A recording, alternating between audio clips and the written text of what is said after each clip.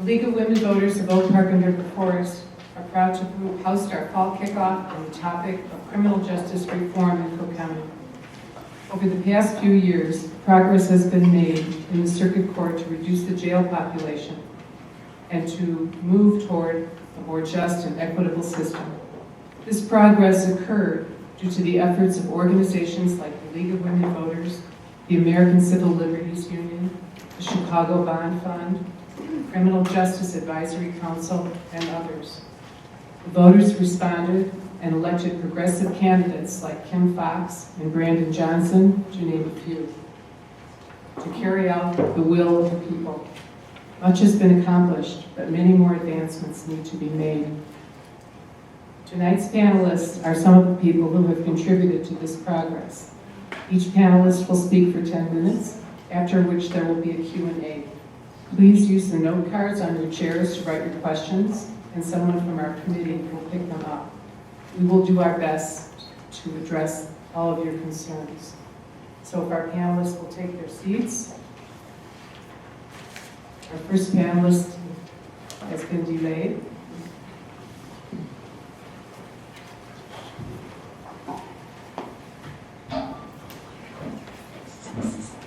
And from your left to right, the first panelist is Ben Riddell. He is the Director of Criminal Justice Policy with the ACLU of Illinois. He is responsible for drafting and analyzing criminal justice legislation and lobbying in the Illinois General Assembly. Ben joined the ACLU of Illinois in April of 2015 after more than 7 years in the office of the Illinois House Minority Leader, during which time he held the position of Deputy Legal Counsel and staffed the Judiciary and Criminal Law Committees. Prior to his work in the legislature, Ben practiced law in Chicago.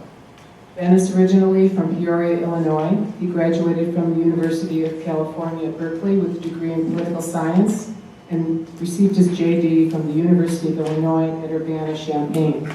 He lives in Chicago and is a member of the Illinois Bar. Next is Charlyn Grace. Charlyn is the Executive Director of the Chicago Community Bond Fund and Regional Organizer with the National Bail Fund Network. Before joining CCBF full-time, she was the Senior Criminal Justice Policy Analyst at Chicago Appleseed. Charlyn has also previously managed a school-based restorative justice program in Back of the Yards and coordinated the Juvenile Expungement Help Desk at the Cook County Juvenile Center. She is passionate about racial justice and criminal legal system reform efforts, including prisoners' rights, ending police violence, and decarceration. Charlyn received her law degree from Northeastern University School of Law in 2013 and is the Illinois licensed attorney. Next is Michelle Mbacchiani. Michelle is a policy advisor for the Cook County State's Attorney's Office. Prior to that, Michelle was Community Justice Staff Attorney at the Sargent Shriver National Center on Poverty Law. Michelle received her law degree from the University of Chicago Law School. She earned her BA from Stony Brook University in German Language and Literature. She started her legal career in the civil rights team of Equip for Equality. Michelle was elected as Township Trustee of Oak Park, Illinois in May of 2017. As a member of the Oak Park and River Forest League of Women Voters, she spearheaded an initiative to register inmates at the Cook County Jail to vote, where she and League members registered over 1,000 detainees. Governor Pritzker recently signed into law a bill that Michelle assisted in drafting, requiring all county jails in the state to register eligible detainees to vote, to provide voting machines on Election Day, and to require inmates to be informed of their voting rights prior to release. Michelle will be our first speaker.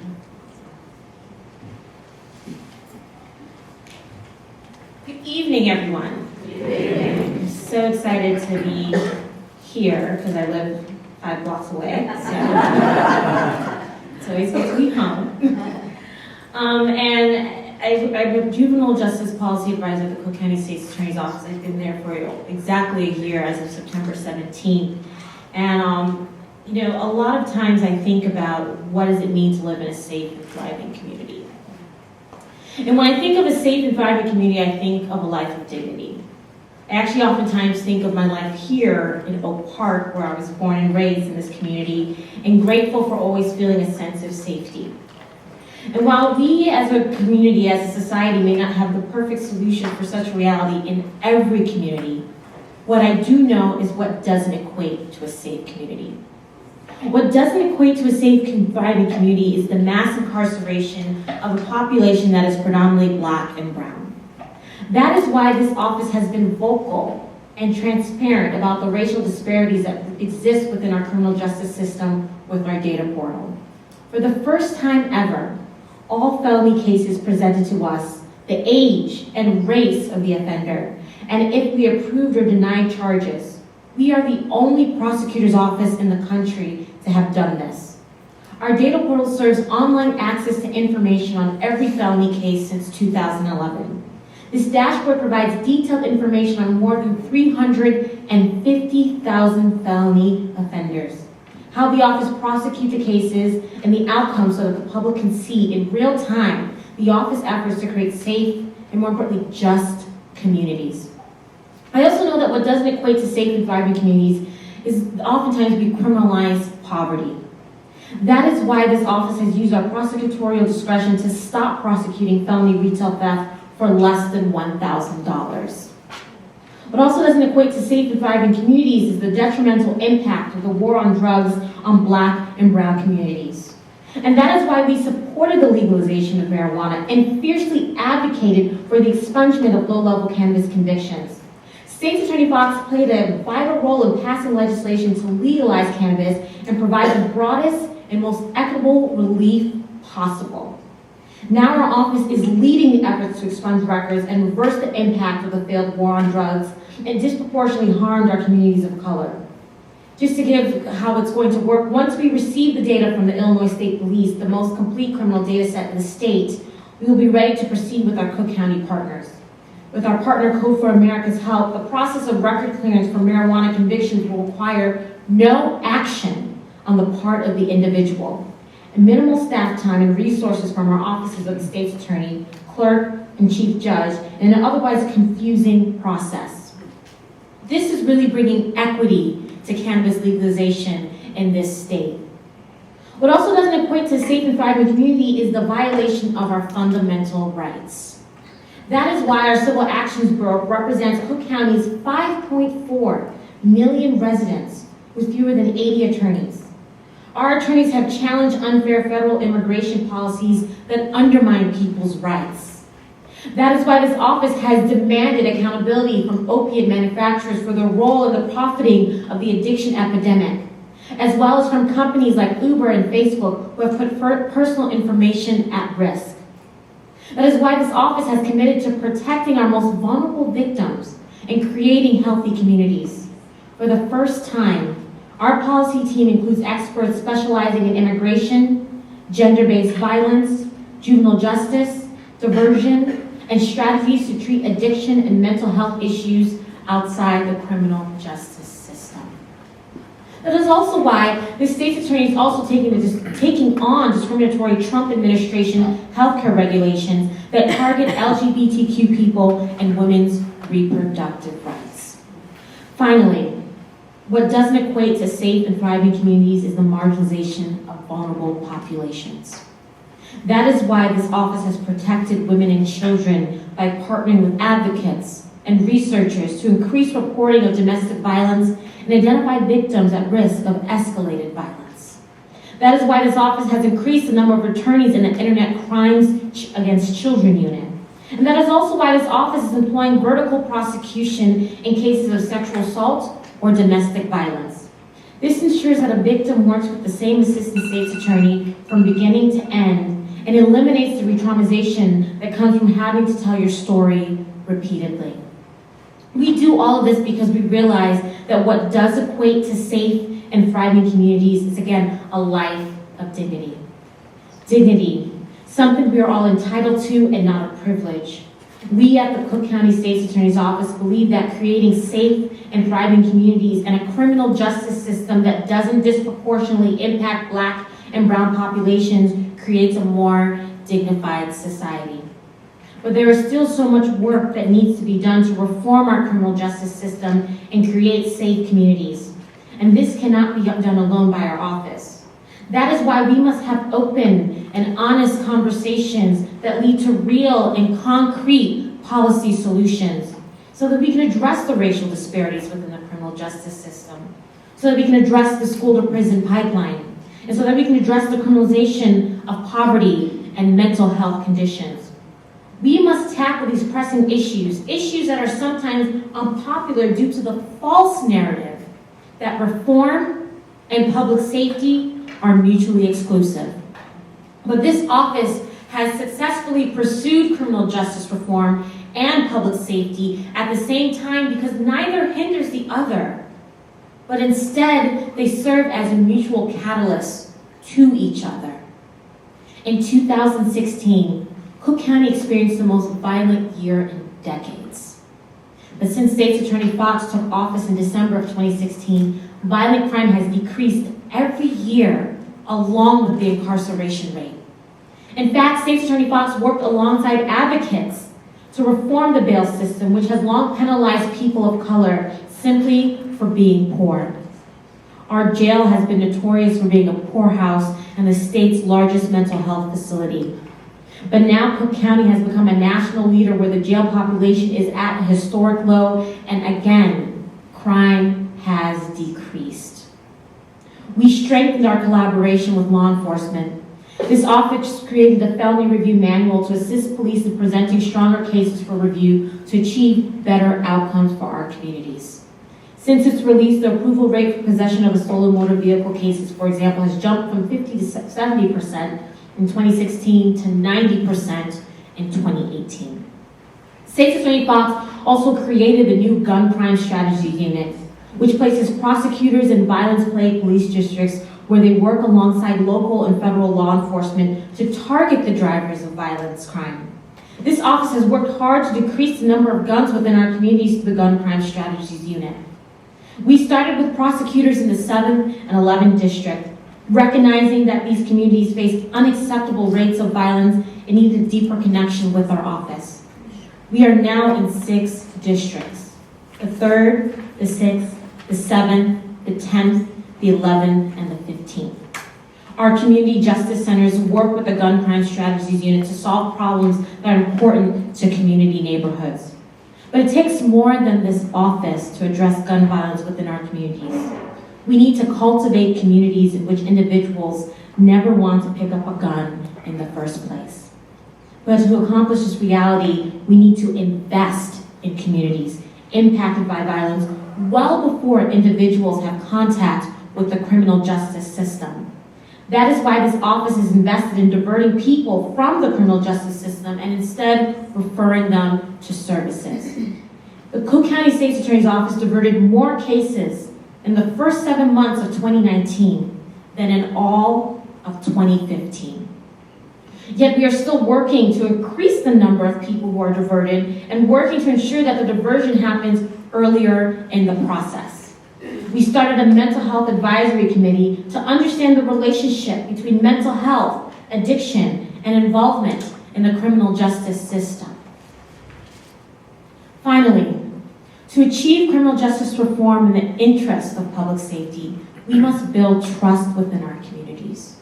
To restore this trust in the criminal justice system, we must exonerate the innocent. Chicago was once called the false confession capital of the United States. Today, our office's Conviction Integrity Unit is a national model, driven exclusively by our efforts to proactively seek out and vacate the convictions of the wrongfully accused. Since 2016, the office has created innovative protocols, experienced a 5-fold increase in case referrals, and vacated more than 80 wrongful convictions. I know personally that the state's attorney has spoken how much it keeps her up at night thinking of that we're just scraping the surface with wrongful convictions in the city of Chicago and throughout the county. And that's why she has invested so many resources in this unit to ensure that people that are innocent are not wrongfully serving a sentence. Finally, recognizing that police-involved shootings are a matter of public interest, The Cook County State's Attorney Office makes prompt charging decisions and issues a memo after each determination. State's Attorney Fox was also instrumental in new legislation to provide a second layer of review when we decline criminal charges in these cases. All of this work is so important because, again, I can't stress this enough, ensuring a life of dignity for every individual, regardless of their race, their gender, their sexual orientation, socioeconomic status, or what side of the city or county they live in, creates a more dignified society. We have the power as a community to change the lives of so many people that have been wronged by our systematically racist criminal justice system and that have been victimized by senseless violence. I'm excited to see the work we'll do together going forward. Thank you.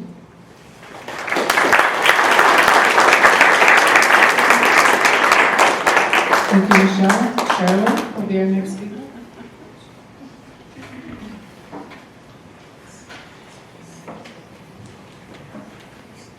Good evening, everyone. Good evening, Cheryl. Thank you for being here on this beautiful fall night. I have the unfortunate position of speaking about something that everyone knows a lot about already. Michelle was in our coalition working on bail reform for over a year when she was at the Shriver Center, and Ben's in the coalition with me right now, and we've had a couple meetings with Commissioner Johnson about the number of people in jail and the county budget bribery. So I'll dive in and give everyone the basics, and then if people have more questions, I'm going to try to make my colleagues also talk about this, since we all get to work on it together. So my name is Charlotte Grace. I'm the Executive Director of Chicago Community Bond Fund, which is a nonprofit revolving bail fund. We launched in 2015 to pay bail for people who would otherwise be in Cook County Jail or incarcerated in their homes on electronic monitoring, simply because they couldn't pay a certain amount of money to get off. This is all pre-trial, so people are presumed innocent legally, and they're awaiting a resolution in their case. Some of their cases will be dismissed, some of them will be found not guilty, and some of them will be convicted eventually. In the last 3.5 years, the bond fund has paid over $1 million to free more than 250 people from the jail, which is tremendous. It makes a huge impact on the lives of those individuals and their families. It helps them avoid the consequences of being in jail, which include losing jobs, losing housing, sometimes even losing custody of one's children, or risking losing custody of one's children. And being in jail also leads people to be convicted. People who are in jail are more likely to be convicted than people who are free awaiting trial, and they receive longer sentences. So reducing the number of people in jail also ultimately contributes to reducing the number of people who are in prison around the state. And while those 250 people and their families have been tremendously impacted by the bond fund, during that same time, more than 60,000 people are being admitted to Cook County Jail every year. So that is a very small percentage of people, and it's a big part of why we don't see private philanthropy, even community bail funds, as the solution to this. We need to change state law, change local practices and the way that our courts operate, so that money is not a factor in who is locked up and who's free awaiting trial. And so, in addition to running the bail fund, that's one of the things that Chicago Community Bond Fund works on. We do a lot of advocacy to eliminate wealth-based pretrial incarceration, largely with our partners in the Coalition and Money Bond. Like I said, that includes Shriver and the ACLU of Illinois. So, the Coalition has been working together since the spring of 2016. And part of the reason that our organizations, which include, I turned on the computer. Sorry.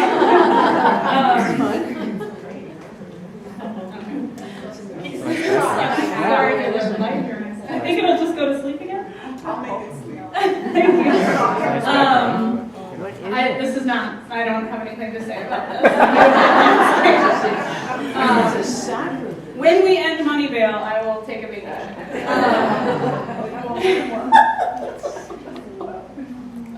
Okay, see, the library has a new, very high technology system. Yeah, ever What does that button say over there? on the side, user administrator. On the side, That little thing that looks like. It's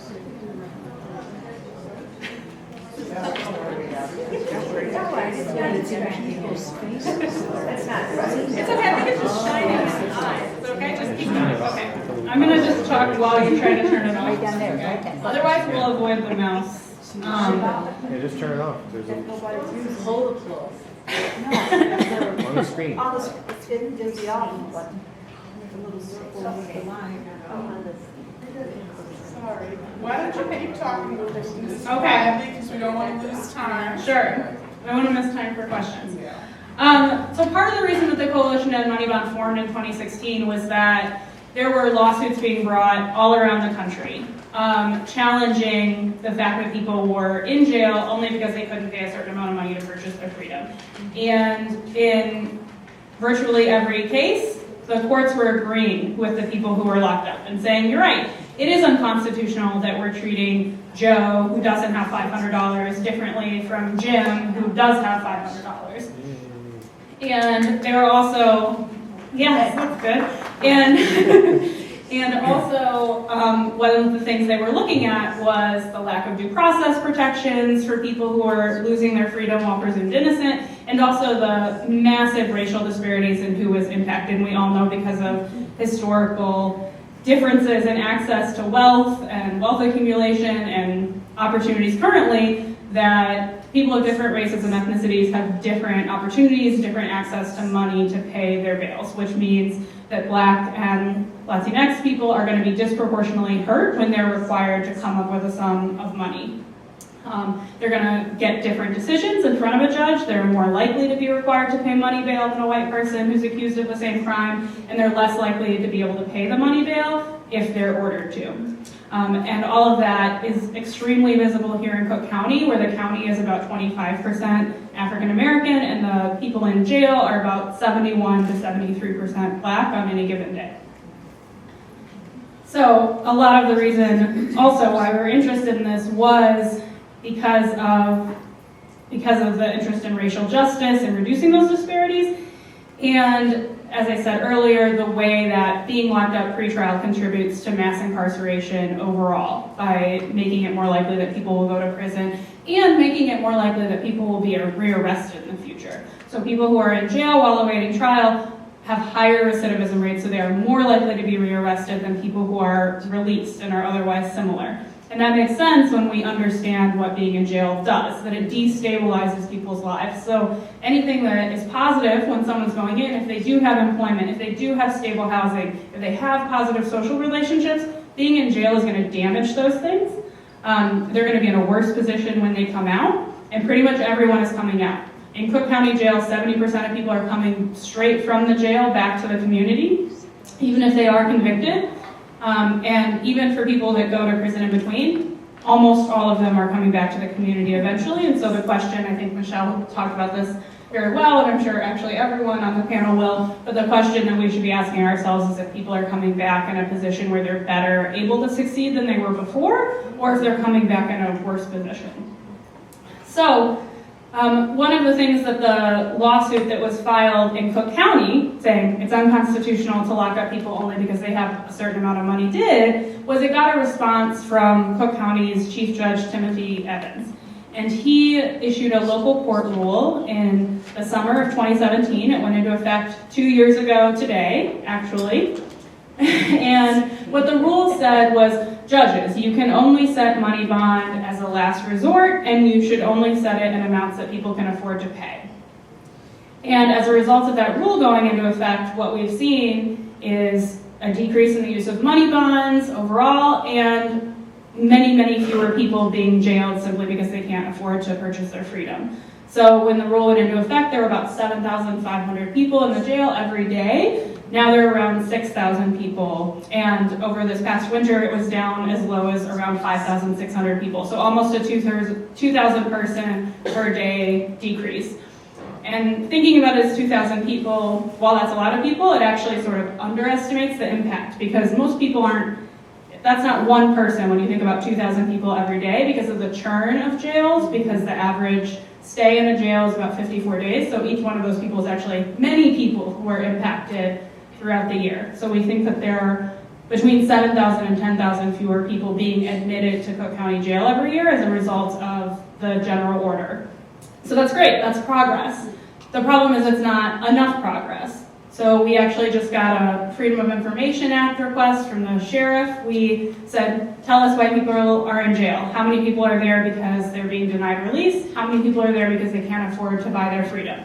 And the answer we got was that as of August 15th of this year, there were still around 2,000 people in Cook County Jail simply because they couldn't afford to pay a money bond. So there are limits to what the sort of local administrative process can do in Cook County, and that's why we're looking at state law changes. So the coalition and many of our partners have proposed a Supreme Court rule. The Illinois Supreme Court has a rulemaking authority that they can promulgate rules, go through a public process where people submit comments and feedback, and then a rule from the Supreme Court has much a similar effect to a law change like a state statute. So that's one option.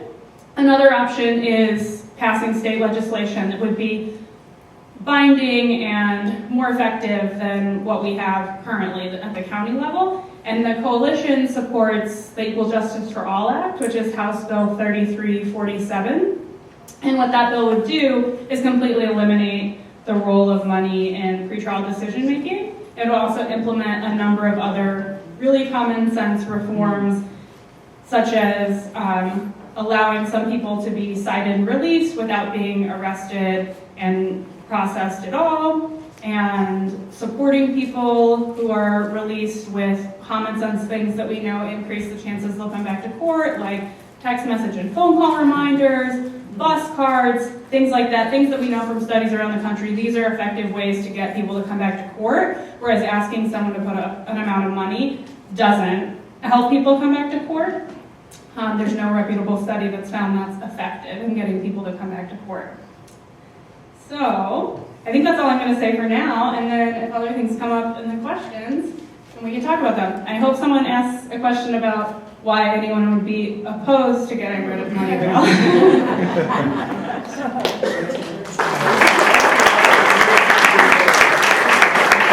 Thank you, Chairman. In introducing the panelists, I forgot to introduce myself. I'm Beverly Graham, President of the Oak Record Forest League of Voters. Ben is our next speaker. Ben is our next speaker.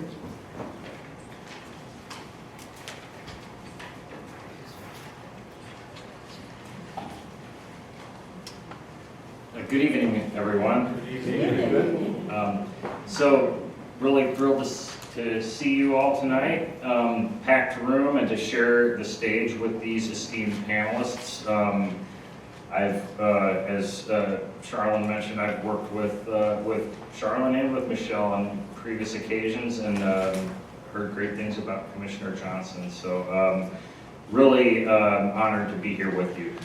I'm going to cheat a little or color outside the lines anyway of sort of what the title of this program was about, Cook County initiatives. I am the Director of Criminal Justice Policy for the ACLU of Illinois, so we work on statewide policy, and much of which, all of which affects Cook County, and much of which is driven in one way or another by Cook County. So I'm fudging it a little bit, but that's what I do. So, with regard to our state laws and the statewide aspect of our criminal justice system, our big focus is that there, in our view, are too many people in prison, and just so we're all on the same page. Let me just ask. Is there anybody out there who disagrees that we have too many people incarcerated in the state? Okay, that's good, because we do. Our prison system, just in some ways it's indisputable. Our prison system, our prisons, physical prisons were built with a capacity of 32,000 individuals that can be housed there, and we have around 40,000 people in prison, and in about 6 or 7 years ago, we had close to 50,000 people in prison. So we have made progress in the last few years, but we're still grossly over capacity. But I mean, the capacity of our prisons doesn't really tell the story, because some people would say, well, we just need to build more prisons. But the fact is, we send too many people to prison, and we keep them there too long. And there are people in our prisons who don't need to be there at all, who never needed to be there. So why are there too many people in prison? I think we need to understand as we try and unwind mass incarceration. So I'm going to just, I guess, to get the discussion rolling a little, ask for a show of hands, and if you agree with this statement. To address over-incarceration in the state of Illinois, all we need to do is stop sending so many people to prison for low-level, non-violent offenses. Please raise your hand if you agree with that statement. All we have to do? That's, you caught me, it's a trick question. That's not all we have to do. The most important thing, if we have to pick the most important thing, the most impactful thing in unwinding mass incarceration in this state is not the low-level, non-violent, put air quotes around that, people that churn through the prison system. That's still a big problem. That's a contributor. But the biggest contributor is the excessively lengthy prison sentences that we send people to prison for, and many of the, not just many, most of the crimes that people are serving excessive sentences for are crimes that we would consider violent crimes, ones that have a victim.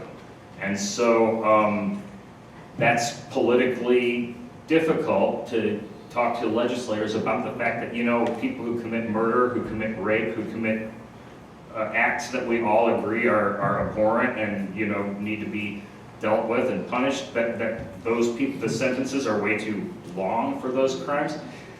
Legislators are not excited about hearing that or voting for bills to rectify that, but it's the truth. And if we're ever going to get our arms around this problem, everybody needs to understand that the score. There's no way out of mass incarceration without reckoning with the issue of violence.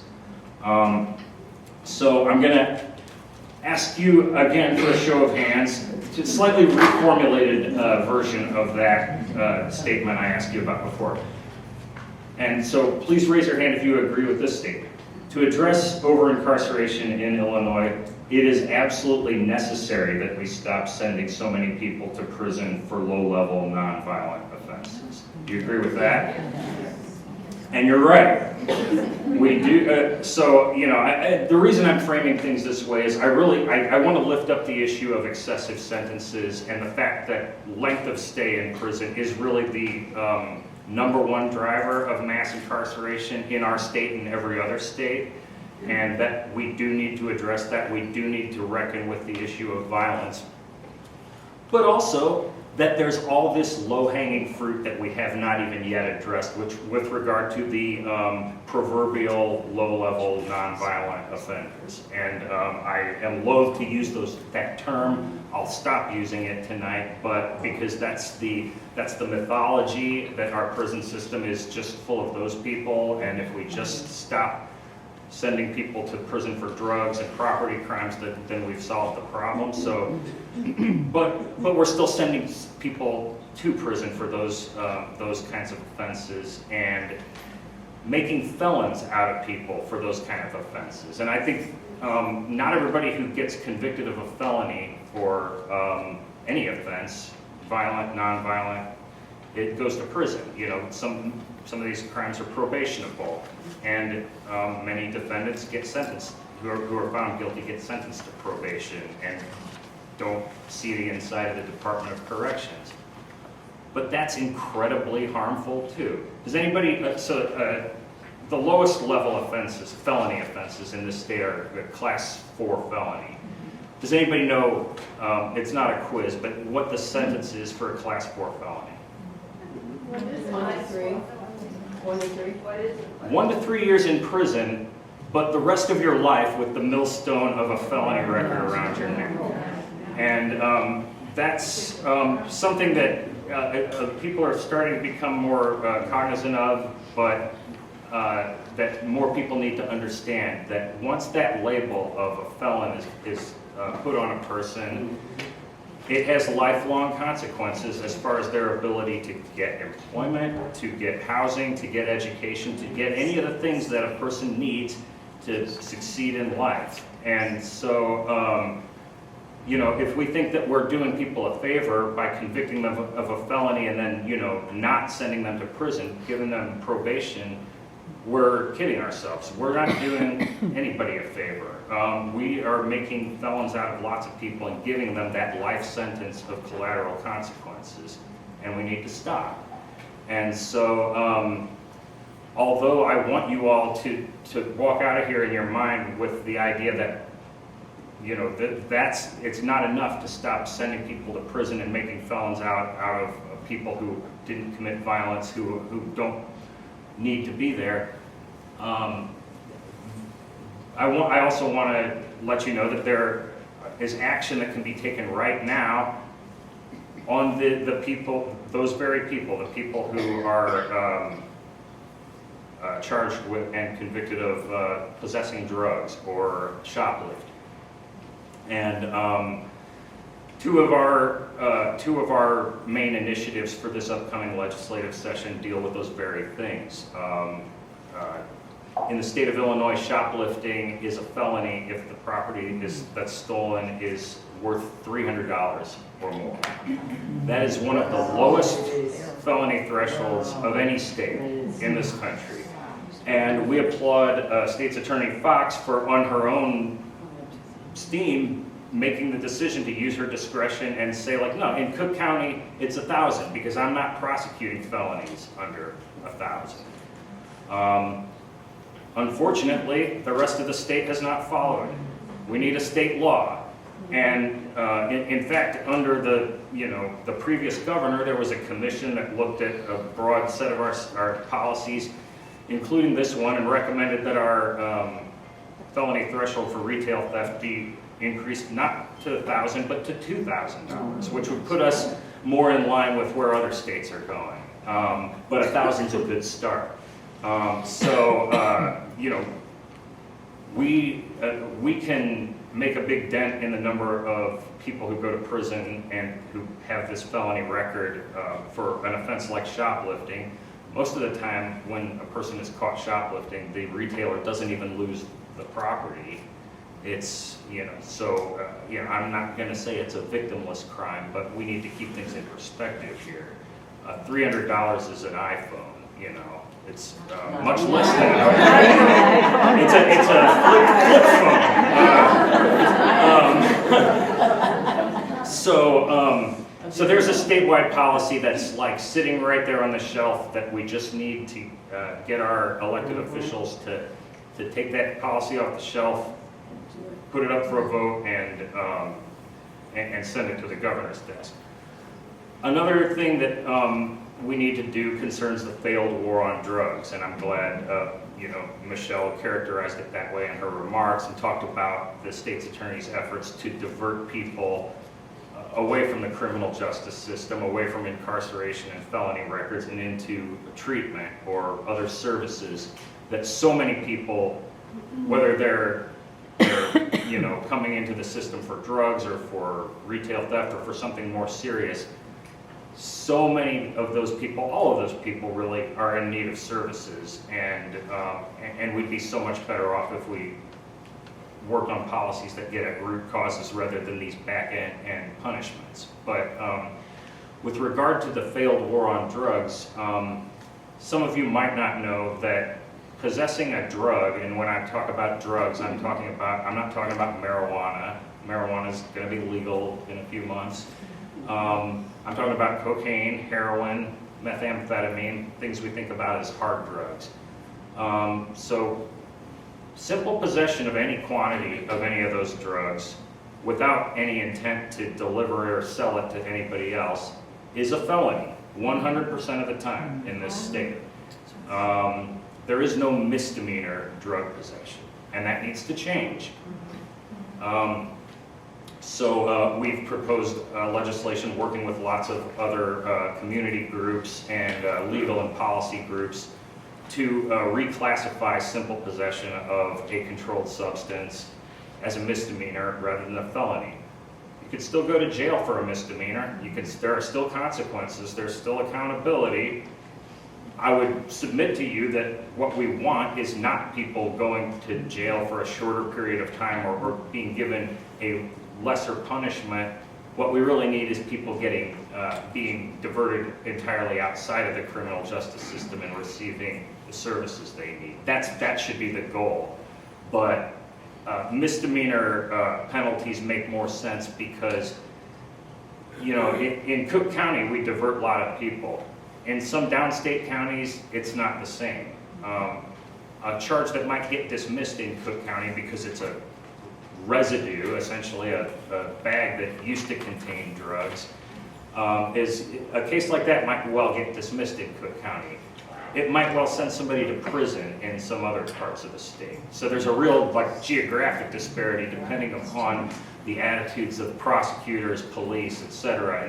And that's why what's going on here in Cook County, that State's Attorney Fox and others are the policies that people are driving to reform things here are great, but we need to take those policies statewide and make sure the whole state of Illinois is receiving the benefit of those policies. So we need to reclassify drug possession as a misdemeanor, and the impact on the number of people going into prison, the direct impact, would be relatively modest. It would be something like 1,000 fewer people a year.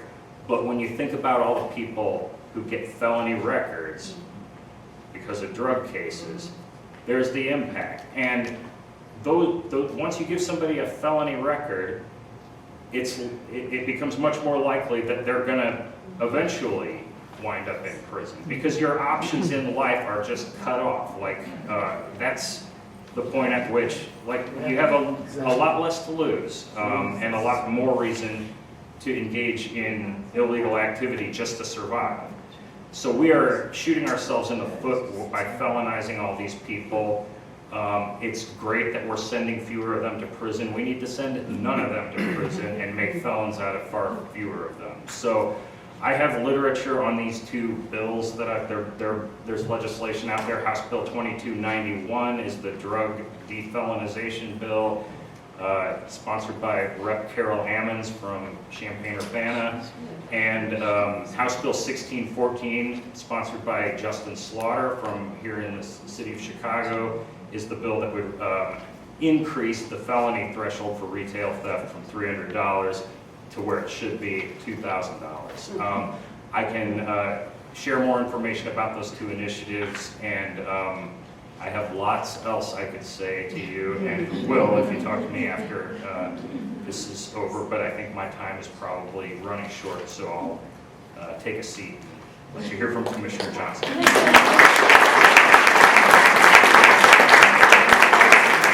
I'd like to remind everybody that we do allow some time for a Q&A, so those cards on your chairs, please, if you have one question that you've written down, raise your hand, and committee members will collect them. Brandon Johnson is the newly elected Cook County Commissioner for the 1st District. As Commissioner, he recently sponsored 2 criminal justice reform ordinances that were approved unanimously by the Cook County Board. Yay. Brandon has been a public servant for nearly 20 years. He taught social studies and reading at Denver Academy Elementary and Westinghouse College Prep in Chicago. Brandon recently ran for public office and won on a platform that included expanding public accommodations, protecting workers' rights, and demanding that the wealthy pay their fair share in taxes. Brandon holds a BA in Human Services, Youth Development Programming and Management, and an MA in Teaching from Aurora University. He resides on the west side of Chicago with his wife and 3 children. Brandon?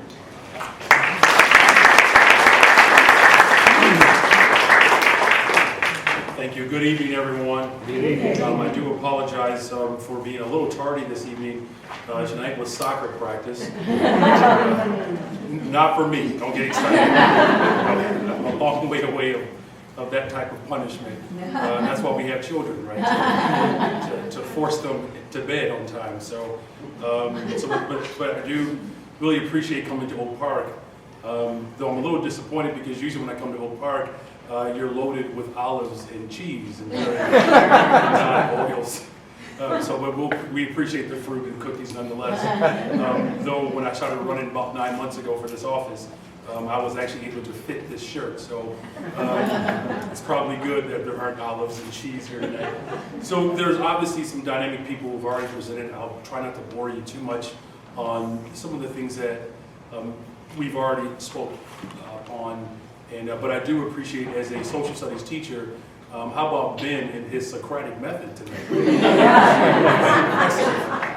Though I was a little concerned as he was moving towards standardized test questions. I oppose that. So, all right, let me focus here. When we talk about reforming our criminal justice system, it's very difficult to have that conversation, particularly in the first district, without talking about public safety. And I think it's important that we actually provide some definition around what safety means and what it means for the good of the public. And the reason why I think that's important to have that conversation is because there is this reaction from a very painful ideology in our country that overreacts when it comes to conditions that, in many cases, the government is responsible for the conditions being as harmful and as damaging as they are, which makes it sometimes very difficult to advocate when you are blaming the system that you're also trying to hold accountable to make right on what they've done wrong. It's a very complicated position, particularly as an organizer, as a teacher, as now an elected official, that some of the most gross, inhumane acts that have happened to poor people, black and brown people in particular, have happened at the hands of the state. And so now we are requiring the state in and of itself, our government, to rectify what in many cases they've actually created. And this is a very difficult conversation to have in America. Not to mention in a very local space like the 1st District or Cook County. But it's a conversation worth having because I actually do believe in the greater good of humanity. That when we are better informed and when we speak directly to the racist structures that promote an inferiority complex as well as privilege, that when we provoke and push those conversations, we have a greater opportunity to rectify the wrong. And so when it comes to safety, safety means, for me, having a well-funded, fully resourced community where people have access to jobs with livable wages, good schools, when they have access to health care, when you have these very simple guarantees that's how I define safety. It's nothing too complex. The ability to go outside, play, have swim lessons, come in, have a meal, have a bedtime story, and prepare for the next day. Unfortunately, that is not the case in many of our communities. One of the most remarkable moments that I've ever had as a father, and my wife and I were raising our 3 children in Austin. 2 of our children are young black boys, and they're just amazing, amazing individuals. I admire them so much, mostly because of their ability not to be afraid of me. Which is much different than how me and my father got down. I still flinch when he comes in the room. But there was a night a couple of years ago where violence had struck my block, and the gunshots were so pronounced that it was very clear that this was literally outside of our doors. And we were preparing for bed, and when the gunshots began to go off, all I heard were the screeching voices of my children in their bedroom as they were preparing for bed. My wife was in the bathroom getting prepared. I was in our bedroom just relaxing. And as the shots began to go off, I hear my children screaming. I hit the ground. I began to crawl towards my children's bedroom, not knowing what I would see when I got in there. To be perfectly frank with you, I actually thought that this was going to be the night that I would have to provide some explanation to why life was cut short. When I got in the room, all three of my children were on the bottom bunk in the furthest corner in the bed, under the cover. My wife and I had never taught them to do that. Never. And what was most striking about that evening was not just the gunshots outside the door, the trauma of having to crawl to my children's bedroom, the other trauma of my children taking cover, the trauma as a parent seeing my children take cover.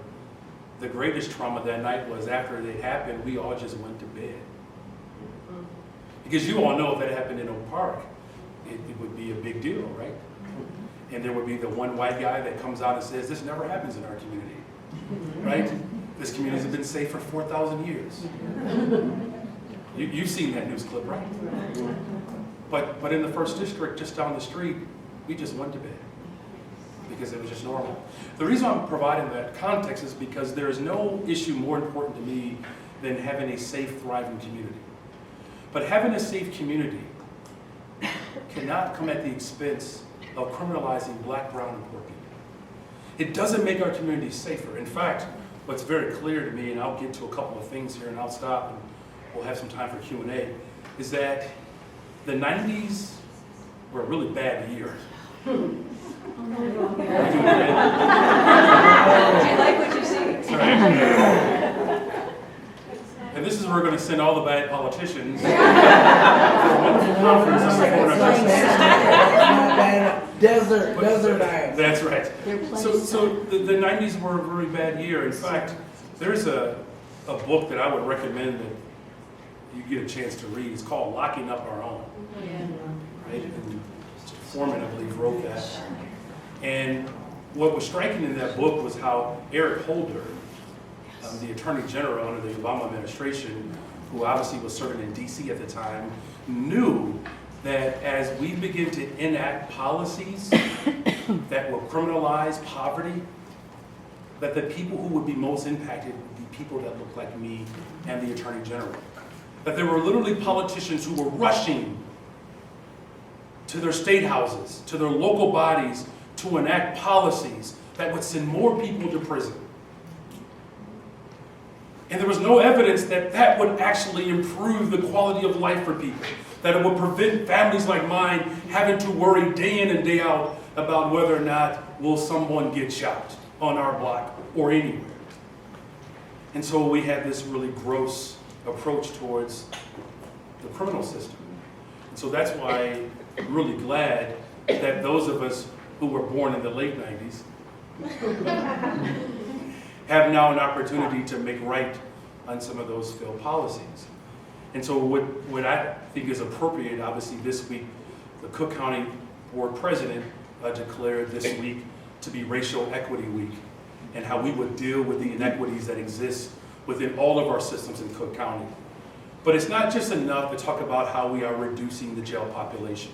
That's powerful. It's not enough to just simply talk about how we are exonerating men. That's powerful.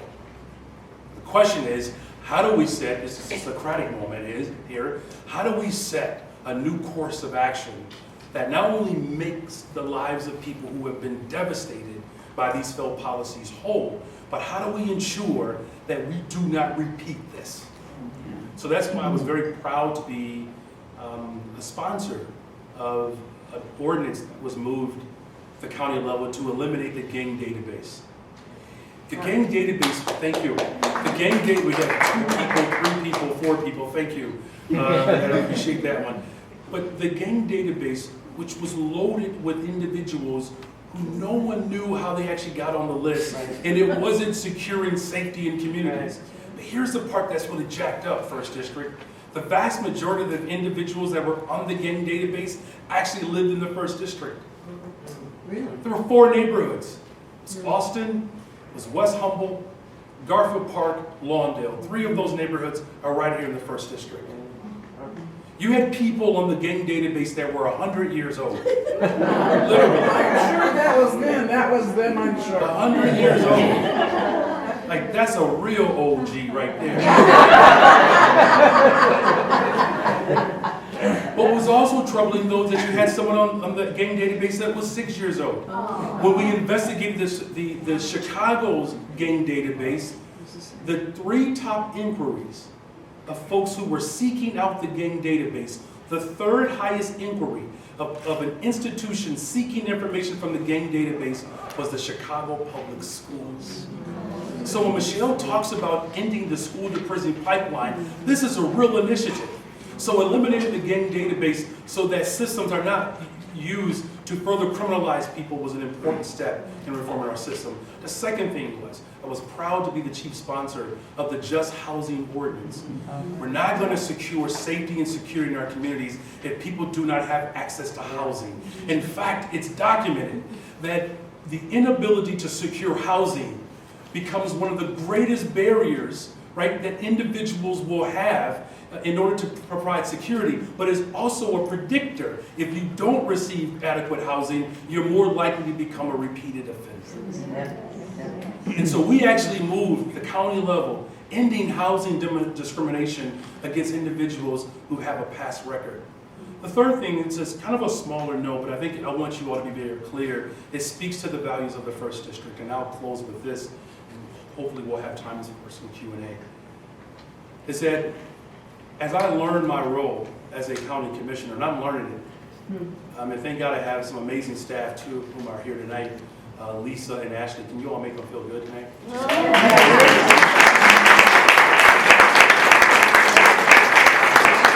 In the first 9 months of my role here as your county commissioner, I now have the password to my laptop and the keys to my Ashley and Lisa have figured out everything else. But we appropriate a lot of money at the county level. Recently, the board approved $16 million for the sheriff's office. I voted against it. Let me tell you why. There was an appropriation for body cameras and tasers. And this really fascinating technology that when the taser is enacted, the camera automatically comes on. Right? And so people believe that this is also a step towards reform.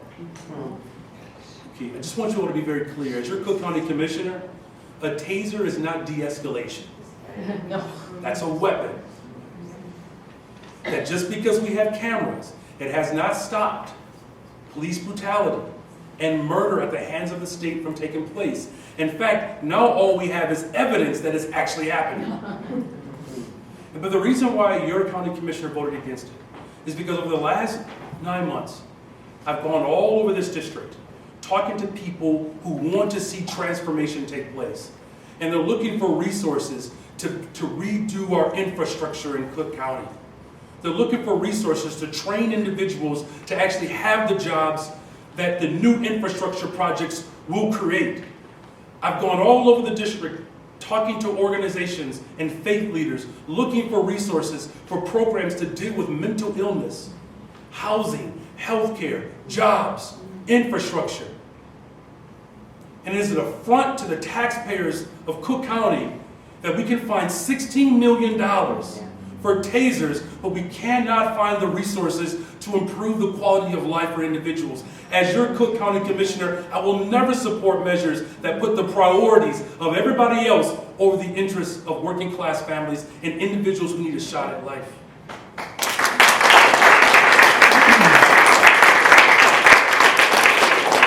It's a lot of work to do, and I'm looking forward to that work ahead. And thank you all for being patient with us tonight.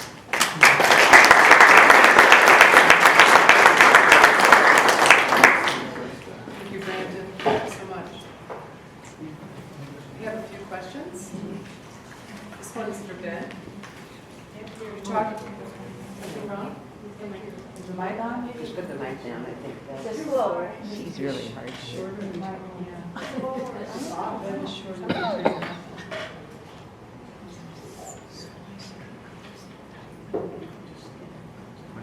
Hello? Try pushing the bottom of the mic. Hello? Okay, I'll use my teacher voice. Yes, Okay. there you go. Ben Riddell, you talked about excessive sentences, which I strongly agree with. Can you contextualize this factor of the U.S. incarcerations rate with other countries and the comparative outcomes? Whoa. Sure, I'm not, I'll be the first to admit I'm not an expert in, comparative analysis of, international prison systems, but we know that our country incarcerates not just more people per capita than any other country, but far more, grossly more. We are in a class by ourselves, and for instance, a country we often look at the European systems, and Norway as a country that's often brought up, and Norway and the United States, two very different places, different problems, but in Norway, I believe, even the most serious crimes, first-degree murder, etc., people do not serve sentences longer than 20 years, and I think 20 years is kind of rare there. And they don't have recidivism rates like we have here. Their prisons look very different. The time, what that person is, the conditions they're living in. It looks a little more like a dorm than it does a dungeon, which is what an American prison looks like and feels like. Those systems are built around the concept of rehabilitation instead of the concept of punishment. And so the question that they ask is, what do we need to restore this person to citizenship, to make sure that, that we're protecting safety, but given the fact that people are gonna get out eventually, and even in our grossly over-incarcerated system, almost everybody gets out. So they're all coming back to the streets. The question is in when and in what kind of shape. And, in countries like Norway, they've determined, they've proven, in fact, that you don't need that 20, 30, 40, 50, 60 years of punishment. What you need is a few years of rehabilitation if somebody needs to go to prison at all. And even when that person has committed a very violent crime,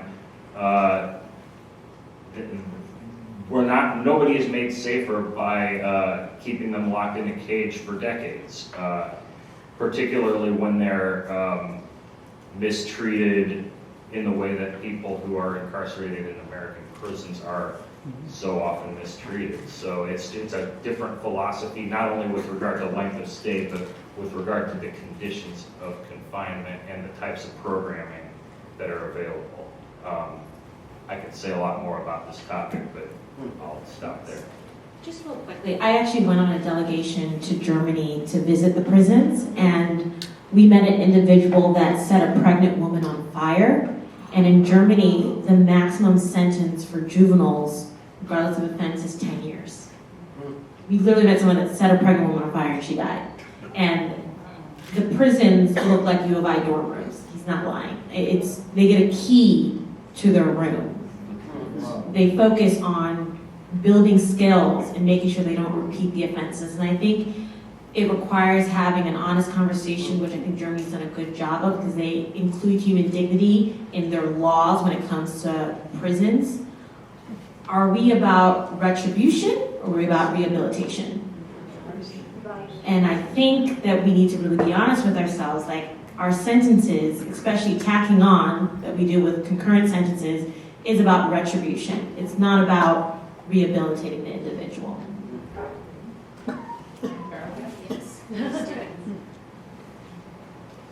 What crimes are eligible for the bond fund? Exclusions?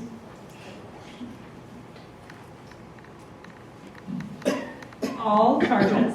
We don't discriminate based on the charges that anyone is facing.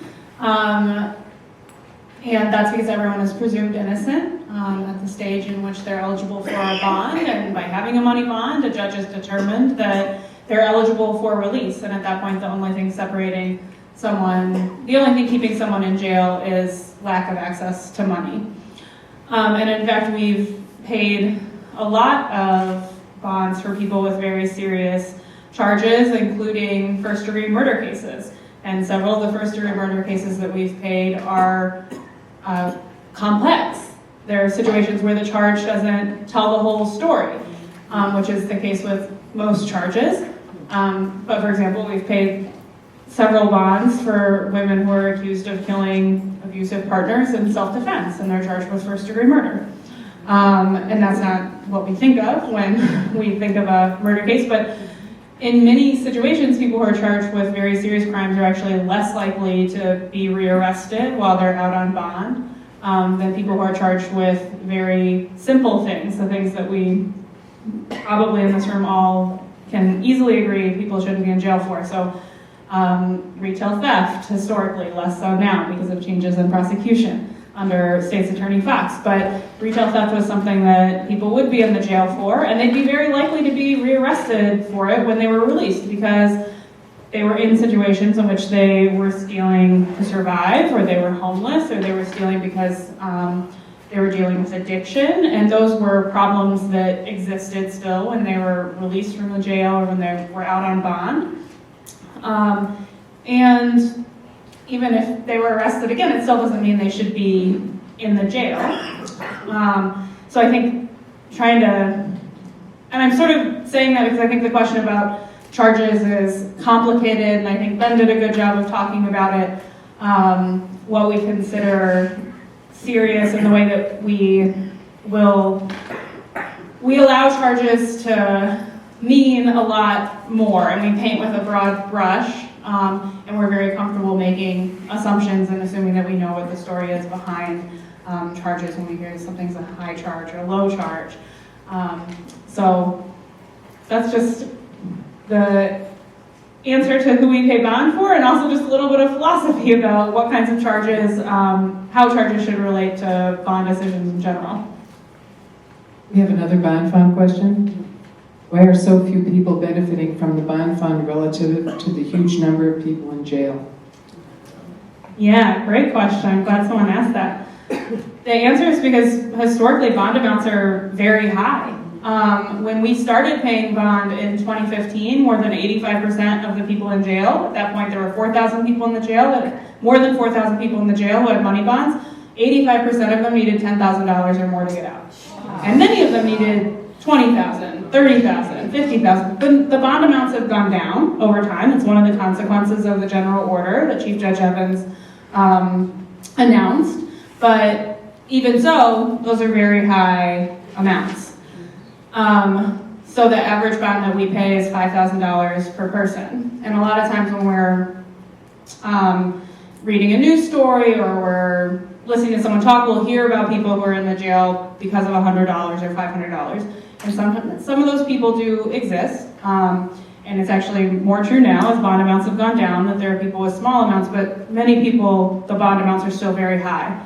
And as I said earlier, the reforms that we've achieved working in coalition and changing policy have impacted so many more people, right? We estimate 7,000 to 10,000 people per year are not being admitted to the jail. So that is a level of change and a level of impact that we're never going to compete with, no matter how many millions of dollars we put into the hands of Dorothy Brown and hope it comes back at the end of the case. So that's why we're focusing on that systems change work. Thank you. Michelle, I think this one was for you. Please describe class 4 felonies and give examples. I wish I brought my statute book. I don't think this is for me. I think this is for Ben. Since he knows the details. So some examples of a class 4 felony are, retail theft over $300, less than $10,000, or maybe I'm not getting the thresholds quite right, but another class 4 felony is a retail theft of any amount, $10, $100, if the person has a prior conviction for a theft-related crime, which could be a misdemeanor or a felony. So that's one of these automatic enhancements, that our legislature has seen fit to pass that says, oh, you're a repeat offender, you're a bad person, and you need to pay a penalty. And as one of my esteemed panelists was alluding to, retail theft is a crime of poverty. People who commit that crime commit it repeatedly because the issues of poverty, the issues of addiction, the root causes of that are, things that are difficult to address, and that our criminal legal system is totally ill-equipped to address. So, that shoplifting at that level can be a class 4 felony. Possession of any quantity of any controlled substance is a class 4 felony. Possession of a illegal possession, carrying a loaded firearm without a FOID card is a class 4 felony. There are many examples of aggravated battery, having a fight on a public way. So that's a class 4 as well. So those are a few examples. There are dozens and dozens more, not all of which I have in my head, but I hope that answers the question at least partially. I have 2 for Brandon. 1, When will Austin get a restorative justice court? And 2, in your view, what are the top priorities for justice reform that are within the purview of the Cook County Board? Thank you for that question. Just a real quick note around bond reform as well. I am co-sponsoring an ordinance with Commissioner Larry Suffredin to the question about why aren't more people being released. That we are trying to set up a charitable bond fund at the county level that allows for obviously charitable organizations or individuals to contribute to this fund. Folks will be able to benefit from that, and then of course once someone is released, especially if no charges have moved forward, that the clerk of the circuit court would essentially put the money that was paid in to get the person out back into the fund. So the fund continues to fund itself. So hopefully we can move that. Right now, the clerk of the circuit court believes that it is in violation of state law, and there's some constitutional questions around that one of the commissioners is actually asking the state's attorney of Cook County to weigh in on that. As far as the restorative justice court, I'm hoping that to happen soon. So we obviously have one in our neighboring district, in the 2nd district in Lawndale. There's been a lot of conversations in Austin about having a restorative court in the 1st district. I believe the next community that is on track for it is Inglewood, but we are definitely in line, in the immediate short line, to have that. That's important. As many of you know, that I am and still will always consider myself a public school teacher. I've dealt with some behavior issues that require more than the punitive approach that systems have been accustomed to taking, particularly around suspensions. We actually need really restorative practices. As far as the top priorities that we have purview over, look, I don't think this is real complicated for me, to be perfectly frank with you. There are a lot of families that are suffering and struggling with the issue of violence in our district and in our county. And as much as I know that it provides comfort at times when we have our press conferences to show support for the family, I personally, as the Cook County Commissioner of this district, I don't want to continue to have press conferences if we can't offer solutions. And so to your question is, the county has the ability right now, particularly as we go into the budget season, is to really think hard about, as we reduce the number of individuals that are in jail, how do we take the resources that the county has and appropriate them towards job creation? There's nothing magical about this, you all. Yeah. You know, the greatest predictor of a child's outcome, their success, has everything to do with the socioeconomic status, particularly of the mother. And that's research driven. But the best thing that my father ever did for me, and he raised 10 of us and a whole host of cousins, is that the brother went to work every day. It's just the bottom line. And the top priority for us has to be a couple of things. One, really looking at the infrastructure and transportation in particular throughout Cook County, the western suburbs and the Southland. The type of jobs that we can create by simply expanding transportation opportunities and repairing our roads, our bridges, all of that. And there's some commitment to that. When I go to places like Westchester, I mean, some of us will probably be surprised the number of alleys that are not paved. Like, there's still gravel, there's flooding that's happening right here in the 1st District, where floods are so extreme where our neighbors can't get out their back door. I mean, though it's as horrific as that is, these are job opportunities. I think the second one is health. As we look at the inequities that exist within our health system, Inglewood, life expectancy 60, downtown Streeterville is 90 years old. And we can go on and on as we go out through the neighborhoods that are populated by poor people, particularly Black folks who don't have access to health care. I want to see Cook County be the first major county, large county in the country to move towards Medicare for all. Wouldn't that be amazing? The reason I believe that's a priority, because I believe it solves a couple of things. One, if you look at the Loretto Hospital in the west side of Chicago, 70% of the patients there, the Affordable Care Act is why they're able to get treatment. 30% of those individuals are on county care. That's the work that we've done. But here's the part that's even more fascinating. 40% of those who work at the Loretto Hospital live in Austin. So when Donald Trump goes after the Affordable Care Act, he's going after the economic base in our communities, not just healthcare. So those are the priorities that I believe over the next couple of years that I'll be focusing on, and hopefully I won't make that race so close next time. Thank you. Here's a hot topic. We've heard a lot of outcry lately from politicians and the Chicago police saying that bail reform is making Cook County more dangerous. In your opinion, what is wrong with their figures and their logic? Yes, take that one on. Sure, great. I'm so glad that someone asked this question because I meant to talk about it and I ran out of time. So the numbers that we have from the Office of the Chief Judge, they cover everyone going through the Cook County courts. Of the more than 30,000 people who are released in the year and a half following bond reform, just about 0.5% of people have been rearrested for a charge that's considered violent. So the alternative way of understanding that is that 99.4% of people who have been released have succeeded, have not been rearrested for a crime that includes an allegation of violence.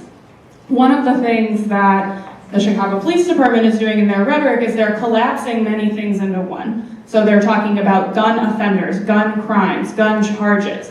And the overwhelming majority of the people that they're talking about when they talk about arresting people for a gun crime is simple possession.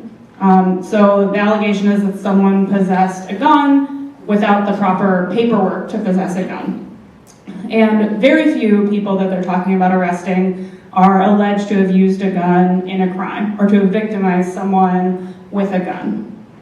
And by collapsing everyone together, they can inflate these things and sort of conceal the fact that they arrest very few people who are alleged to have shot or killed someone, but they arrest many people who are carrying guns, and many of those people are actually victims of gun violence. So one of the things that we know is that people who have been shot or been shot at are 3 times more likely to then later carry a weapon. And this goes back to also the policing in different communities and the impact of a criminal record. If someone lives in a community where they're going to be arrested, for example, for drug crimes, which happens 4 times more to Black people than white people, despite using drugs at the same rate, they're not going to be eligible for a FOID card in the future. And so it goes back to trying to understand why people are carrying guns. In many cases, it's for protection and because people don't feel safe, and what we can do to prevent that, to allow people to feel safe in their communities by investing, by giving people opportunities and doing all the things that Commissioner Johnson and others have talked about tonight. But this idea that we're just going to react in this way and we're going to penalize our way out of this it's not real. And the numbers, when we look at them overwhelmingly, the numbers show that people, when given the chance, when they're released from the jail pre-trial, they succeed. So. If I could too, I actually find it quite frankly, it's irresponsible on the part of the mayor of Chicago and the police superintendent to release that type of panic in communities. It's just wrong. And it's a bad ideology that is deeply tethered to a racist ideology. Look, the previous mayor of Chicago said that it was bad parenting. It sounds familiar, right? And so now you have a current mayor that's saying that the fact that we are not locking up more black people is why our communities aren't safe. I'm not going to tolerate that as your commissioner, not. Like, my family doesn't feel safer because we're locking up poor people. Our families feel secure when people have W-2s. Period. And in fact, that Chicago and Cook County have actually done a better job at reducing violence because of bail reform. And the number of shootings that take place over a weekend, you can't blame that on an individual. How do you explain 70 shootings in one weekend? As if that we are, and think about the type of panic you can release in a community where people feel that they're not safe because Cook County government is providing housing opportunities for the formerly incarcerated. We're providing jobs and mental health support for folks who are coming back with arrest records. Just in the 1st District alone, you all, 3,500 individuals returned to our district, in the 1st District, that have backgrounds. Half of them are women. Of those women, 80% of them are mothers. This is not why our communities aren't secure. It's because we're following our system. And so whenever you hear that type of ideology, I don't care who it's from, whether we like them or not, we have to stop the criminalization of black parents, we have to stop the criminalization of black communities, and we have to ensure that people have an opportunity and access to livable wages, housing, and health care. It's just that simple.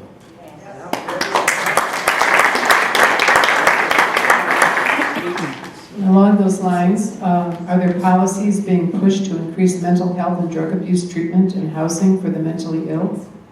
We do need state mental health hospitals again. Anyone? Yeah. So we have a mental health advisory committee that's actually looking into this very issue. And I'll say one thing is, I think Brandon brought this up of how we're giving money to the Cook County Jail to be the mental health facility, the biggest one in the state. I used to do work and volunteer in the jail, and I noticed that Division 8, which is RTU, is like a very sophisticated mental health facility, but it's still jail. And as a person that used to work for that's the library. I was like, someone was like, wait a minute, that's not true. I was like, yes, it is.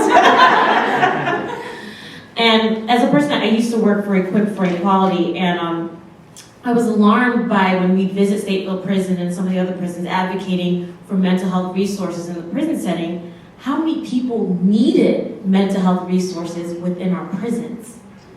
And it's something that we need to address, but I think it's also something that we need to adequately fund. I think community-based services are the best way to go. There is a consent decree, the Williams consent decree, that essentially stated that people have the right to get their services not in institutions, but within their communities. But we need to ensure that our state is actually funding these resources within these communities. I mean, we don't see mental health facilities in the south and west sides like we see in Oak Park. I'll say one thing that, we are very privileged to live in a community where mental health is something that's so critical, and we ensure that we're screening people early. And it's no coincidence that, someone who's looked into mental health a lot, having worked in disability agencies, that, you know, a lot of times people are diagnosed, if they have resources, if they have adequate health care, 18 to 25, later 20s. That's when it really manifests itself. I think there's something that's also interesting, is that also happens to be the age that we see the majority of people that are locked up, 18 to 25.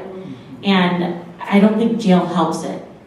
Jail is, I always say, is like this echo chamber of trauma. It really exacerbates the symptoms of your mental health condition.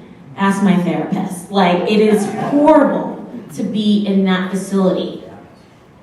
And the fact that we're expecting people to get adequate treatment and to recover in such a very, very horrible environment, it just doesn't make sense that we're throwing more money to exacerbate their symptoms. So when they go, like Charlotte brings up, when they go back into their communities, they're worse off.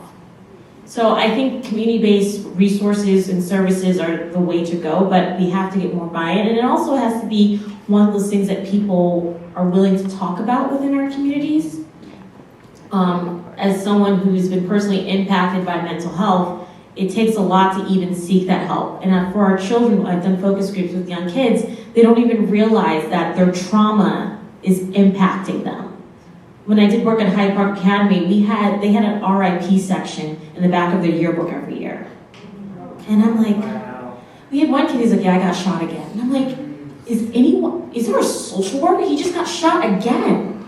And he's back at school with no services, because we don't have full-time social work. And Brandon can go on to that. I went to Curry High School, and let's end with this. They had to apply for additional grant money just to get mental health counselors and social workers in their schools. But yet they had 2 full-time police officers. That is a problem. And it is unacceptable that our schools, especially schools that are in communities that are really impacted by violence. Another example, Marshall High School, we did a focus group. There were kids that were saying, I'm just trying to live. There was just a shooting down the street, some girl getting off the bus, she got shot and killed. If that was happening at Oak Park, like, we would have a new facility for mental health resources. But yet some of these kids are not getting adequate service, and then we're surprised how they're acting out on this trauma. They're angry. I went to the Department of Juvenile Justice, they did a play, and a lot of them were talking about, like, I'm angry, I don't know what to do with these emotions, my friend just got killed. And one guy, I will never forget, my last point, in jail, when I met him, I was like, so why do people carry guns? I was just curious, because a lot of you guys are in here for, weapons offenses. And he said so profoundly, I'd rather be caught with one than without one. Wow. Because he'd been shot in the back before and still had a bullet in his spine. And now he's in jail finally getting services for his trauma. And he's like, it's a damn shame that the first time someone even did a screening of me was in a correctional facility and not in a school. So it's a touchy subject, because I just don't see how a lot of, especially our young people, are going through this without additional resources, but yet we want to fund the criminalization of natural behavior after being victimized by violence.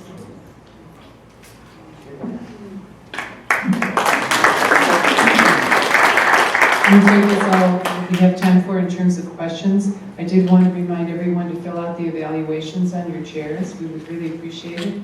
Thank you all for your questions, and let's have another round of applause for